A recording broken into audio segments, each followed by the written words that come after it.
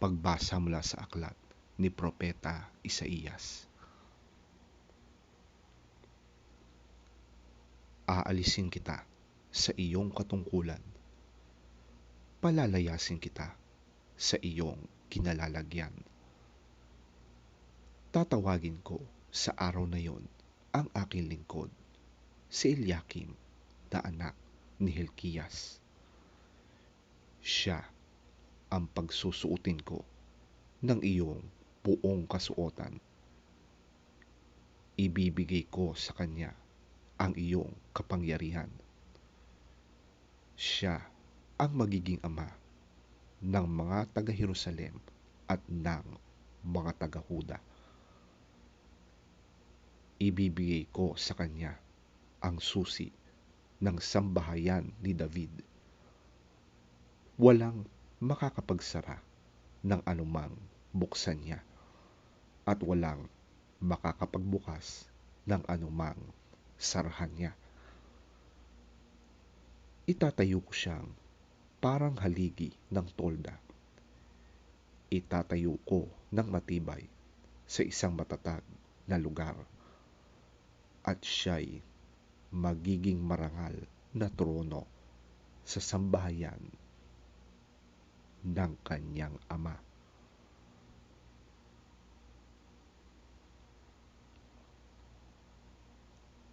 Ang salita ng Diyos. Salamat sa Diyos.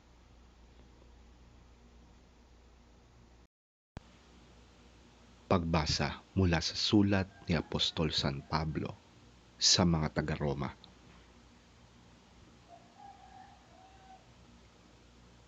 Lubhang napakasagana ng kayamanan ng Diyos. Di matarok ang kanyang karunungan at kaalaman.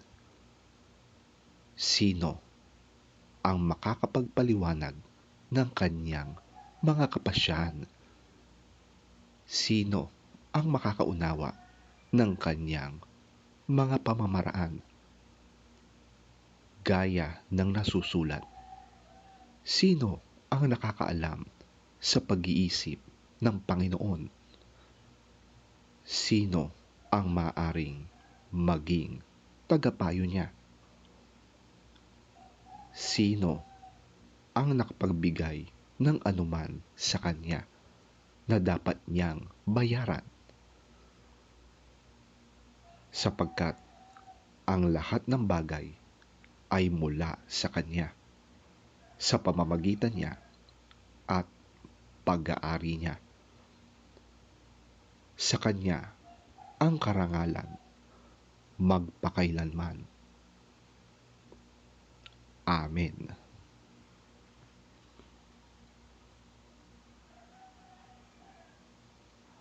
Ang salita ng Diyos.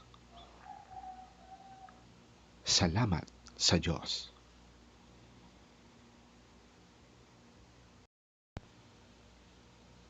Ang mabuting balita ng Panginoon ayon kay San Mateo. Papuri sa iyo, Panginoon.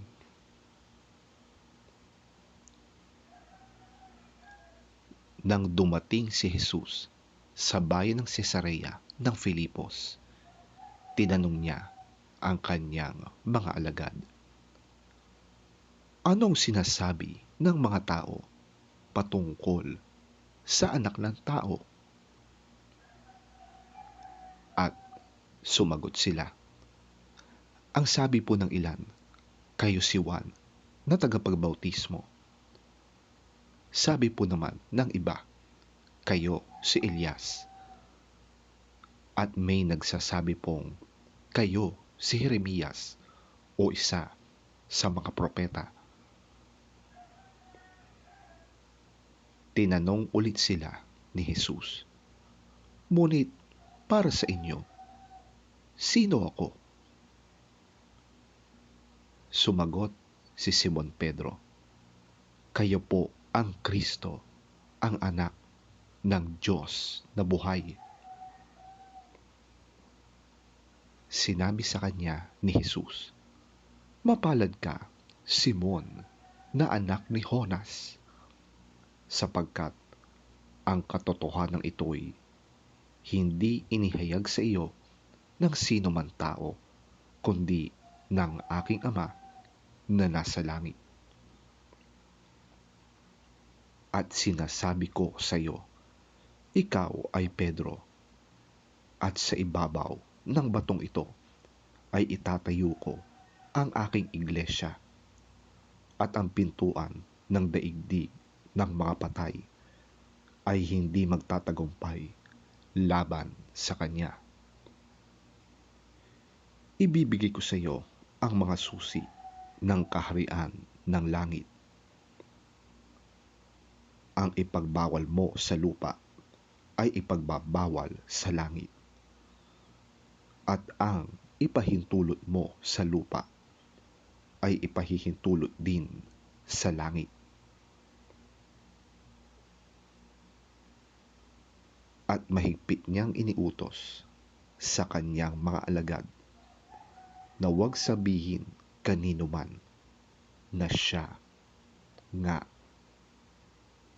ang Kristo.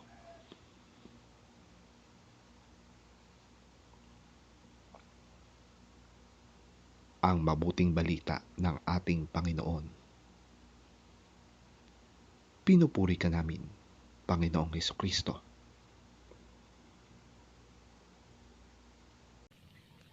When Jesus came to the region of Caesarea Philippi, he asked his disciples. Who do people say the Son of Man is? They replied, Some say John the Baptist, others say Elijah.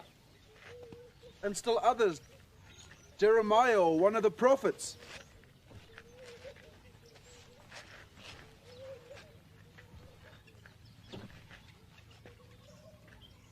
Well, what about you? he asked. Who do you say I am?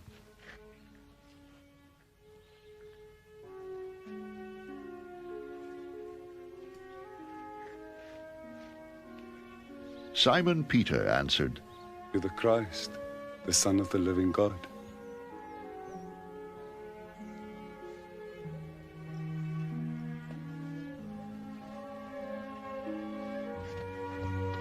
Jesus replied, Blessed are you, Simon, son of Jonah. For this was not revealed to you by man, but by my Father in heaven.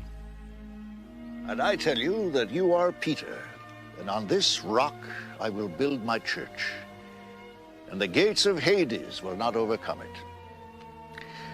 I will give you the keys of the kingdom of heaven. Whatever you bind on earth will be bound in heaven, and whatever you loose on earth will be loosed in heaven. Then he warned his disciples not to tell anyone that he was the Christ.